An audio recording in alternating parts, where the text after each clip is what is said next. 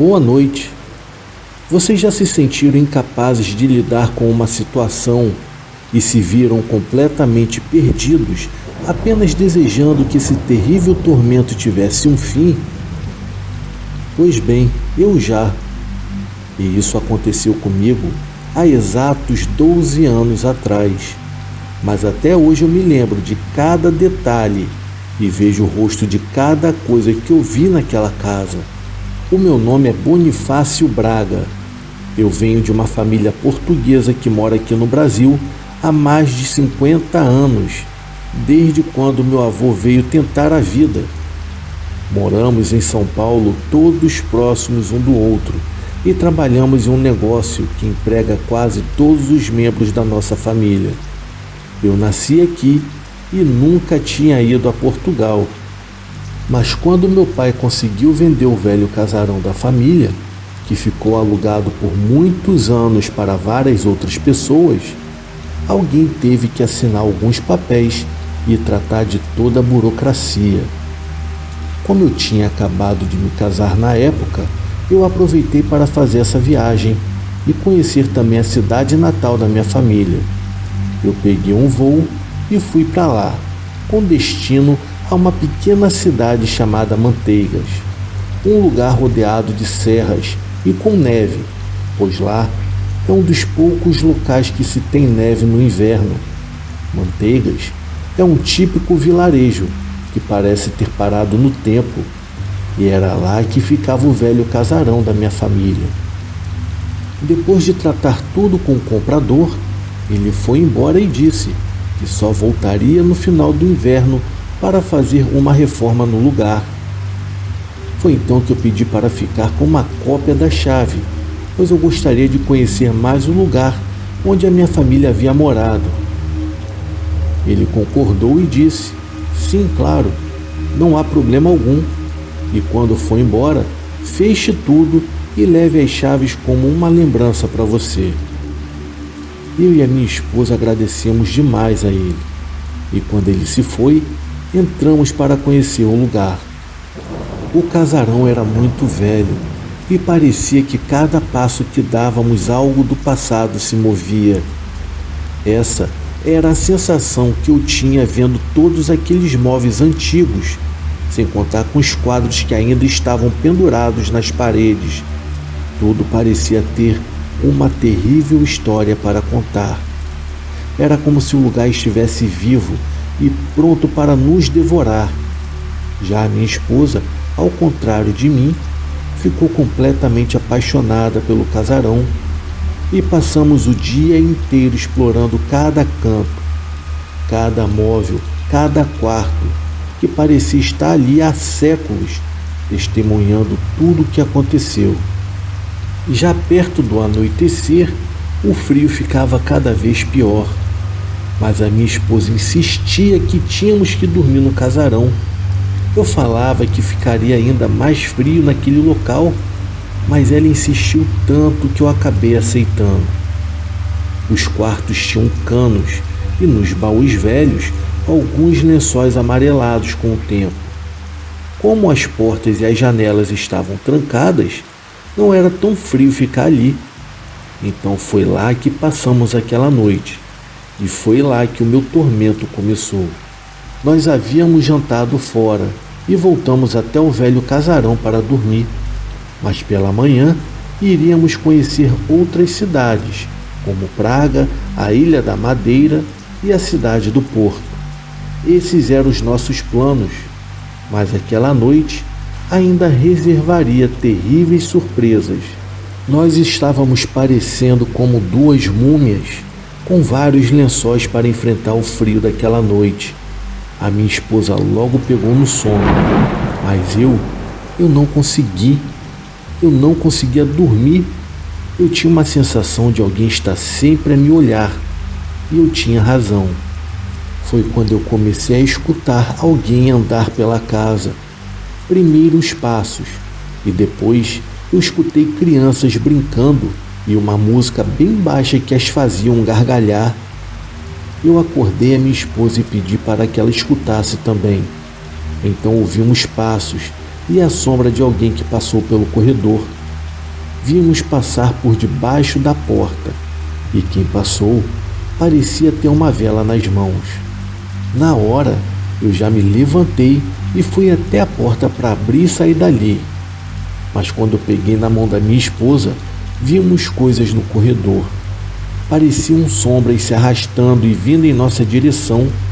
Saímos gritando daquele lugar e nem nos importamos em ficar do lado de fora com frio. Qualquer lugar era melhor do que lá dentro. Os nossos gritos de desespero acabou acordando algumas pessoas que moravam por perto, até que um casal acabou nos dando abrigo naquela noite.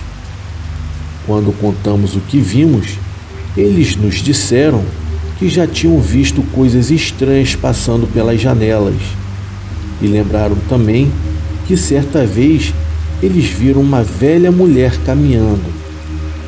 Também escutaram barulhos vindo de lá de dentro, sem ter ninguém, como sons de crianças que corriam e gritos que assustavam na madrugada. Era como se a casa estivesse cheia, mas sem moradores. Quando o dia amanheceu, pegamos as nossas coisas e fomos embora para nunca mais voltar. E assim que chegamos ao Brasil, eu contei à minha família o que havíamos passado naquela noite. Porém, o meu pai disse que nada de estranho nunca havia acontecido por lá e que tudo isso era uma novidade para ele.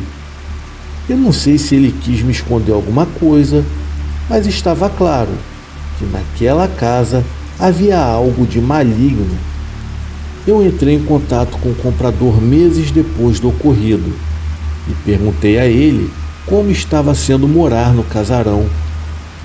E para minha surpresa, ele me falou que estava adorando tudo aquilo e que tinha sido um ótimo negócio. Eu fiquei sem entender nada, pois eu esperava que ele me contasse coisas ainda piores. Mas pelo contrário, ele elogiou o lugar. E isso me fez pensar: seriam as coisas que vimos reais ou apenas coisas da minha cabeça? Porque ninguém da minha família sabia de nada. E os novos moradores que não tinham visto nada até então? Porque apenas eu e a minha esposa tivemos essas experiências terríveis naquele casarão? Infelizmente serão respostas no qual eu nunca terei.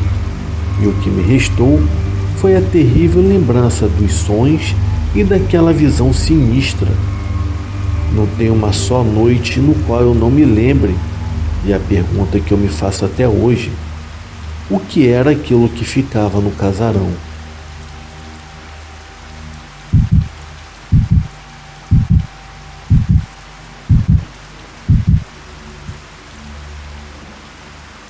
Boa noite, o meu nome é Arthur e tenho 22 anos de idade.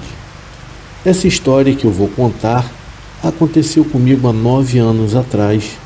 Na época, eu era filho do atual prefeito da nossa cidade. O meu pai sempre esteve em cargos políticos, portanto, a nossa vida foi muito agitada. Eu havia acabado de perder a minha mãe. Não sabíamos ao certo o que tinha acontecido.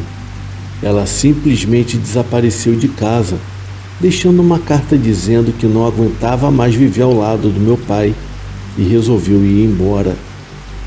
Eu fiquei arrasado na época, mas para mim havia alguma coisa errada nessa história, pois a minha mãe me amava mais do que qualquer coisa nesse mundo.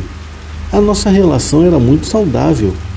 Ela jamais faria isso sem me levar junto, ou ao menos se despedir de mim. E com o tempo, a gente acaba aceitando o fato, mas foi um escândalo tudo aquilo. Já o meu pai acabou vendo a sua carreira despencar diante dos seus olhos. E todo fim de semana, durante a tarde, eu fazia uma caminhada em volta da cidade, até mesmo para me desaparecer um pouco. E sempre que eu passava perto do cemitério, eu vi um senhor com uma pá na mão e macacão azul. Ele tinha uma cara bem fechada e ficava encarando as pessoas. Era o coveiro do cemitério da nossa cidade. e as pessoas evitavam conversar com ele, porque diziam que ele estava louco. Alguns meses antes da minha mãe ir embora, ele colocou fogo em sua própria casa, queimando absolutamente tudo. Depois disso, ele acabou indo morar em um quartinho que tinha dentro do cemitério próximo do portão principal. Eu também tentava evitar encará-lo, mas sempre que eu passava por lá, ele me encarava, como se quisesse algo de mim. Em um entardecer, eu estava voltando da minha caminhada, quando de repente uma tempestade caiu sobre a cidade. Com medo de continuar caminhando, resolvi parar no cemitério para me abrigar da chuva. Foi quando de repente o coveiro chegou e me ofereceu seu quarto, pois me disse que o rio havia enchido e que estava muito perigoso seguir pela estrada e que seria melhor esperar até a chuva passar. Eu fiquei com um pouco de medo, pois aquele homem era um tremendo maluco, mas mesmo assim eu não tive muita opção, então resolvi a si mesmo aceitar a ajuda dele. E ele me ofereceu um cobertor e uma sopa quente. Eu agradeci, porém não aceitei, e começamos a conversar. Com o passar do tempo, no meio da conversa, eu comecei a não sentir mais medo daquele pobre homem. Mais uma vez, tudo não passava de fofoca das pessoas da cidade. Foi então que eu fiz questão de dizer isso a ele, e ele logo riu e pediu para eu não me preocupar, pois ele já estava muito acostumado com esse tipo de impressão. Depois de conversarmos por mais algum tempo, ele me pediu licença, pois precisava guardar as ferramentas que estavam no cemitério. Mesmo com a chuva ainda muito forte, ele saiu e eu fiquei o aguardando retornar, quando eu me descuidei e acabei esbarrando no lampião que estava sobre a mesa. Eu o derrubei, então ele começou a pegar fogo. Rapidamente de lá de dentro eu fui para os fundos do quarto tentar apagar o fogo com água que caía da chuva. Eu acabei tropeçando e caindo. Então olhei ao meu redor e havia muitos ossos espalhados. Eram ossos de pessoas. Na hora, muito assustado, corri em direção ao portão para ir embora daquele lugar. Foi quando vi ele correr na minha direção com um facão na mão. Desesperado, eu tentei abrir o portão, mas ele já havia trancado. Então corri pelo cemitério na esperança de encontrar uma outra saída daquele lugar. E foi nessa hora que eu acabei caindo dentro de uma cova aberta. E no fundo dela havia um caixão. Com o meu peso, eu acabei quebrando a tampa do mesmo. E para minha surpresa, a minha mãe estava lá. Na mesma hora eu comecei a chorar, porém eu não podia fazer barulho algum, pois o coveiro iria me achar. Ele havia matado a minha mãe e estava tentando enterrá-la em uma cova usada. Estava chovendo demais e a cova estava enchendo de água. Foi então que eu ouvi o coveiro gritando, dizendo: "Eu sou um assassino sim, menino, mas louco, isso eu não sou. A minha vontade é de matar você e toda a sua família. A minha vontade é bem real. O seu pai inventou para todo mundo que eu havia colocado fogo na minha própria casa. Isso é uma mentira. O seu pai é um caluniador. Ele mandou aqueles milicianos que fazem parte do seu governo queimar a minha casa só para usarem o terreno. Depois espalhou essa mentira para toda a cidade. É claro, quem que acreditaria em um coveiro? Eu vou matar todos vocês, garoto. Eu já acabei com a sua mãe, agora falta você e finalmente o seu pai." Ao ouvir tudo aquilo, o desgosto havia tomado conta de mim. Eu só conseguia chorar, nada mais. Eu não imaginava que o poder havia cegado meu pai daquele jeito, a ponto dele cometer tal crime. Mas o ódio foi maior por aquele coveiro, por ter matado a minha mãezinha, que não tinha nada a ver com toda aquela situação. Aquilo não poderia ficar assim. Eu peguei um pedaço de madeira pontiagudo que havia se soltado da tampa do caixão e fui atrás dele.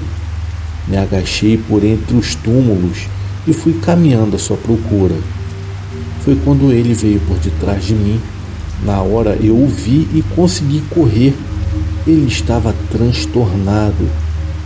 Eu consegui subir em um pé de amêndoas que era encostado no muro do cemitério para pular para fora daquele local e fui direto para minha casa. Depois disso, eu contei tudo ao meu pai e disse que o seu ato havia custado a vida da minha mãe e quase a minha também. O meu pai me olhou assustado e me disse que eu estava ficando louco. Primeiro que não havia coveiro nenhum no cemitério, pois naquele horário não havia ninguém trabalhando lá. E segundo, o tal coveiro que colocou fogo em sua casa, ele foi demitido há meses. Quem está trabalhando no lugar dele é um outro senhor. Na hora eu não entendi nada e eu falei que ele estava mentindo.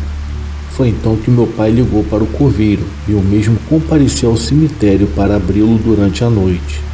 Foi o meu pai, o coveiro e eu. Rodamos todo o cemitério e realmente não havia nada. Fui até a cova onde estava minha mãe e lá só tinha uma cova aberta, porém não tinha caixão algum. Eu fiquei completamente estarrecido, pois tudo havia sido tão real. Até hoje eu não sei explicar todo o ocorrido. Parece que eu estive em uma outra realidade paralela à minha. Depois de um certo tempo, o meu pai acabou me contando que, na verdade, a minha mãe havia se apaixonado pelo seu personal trainer e acabou abandonando a casa, pois ele só não havia me contado antes para eu não ter raiva da minha mãe.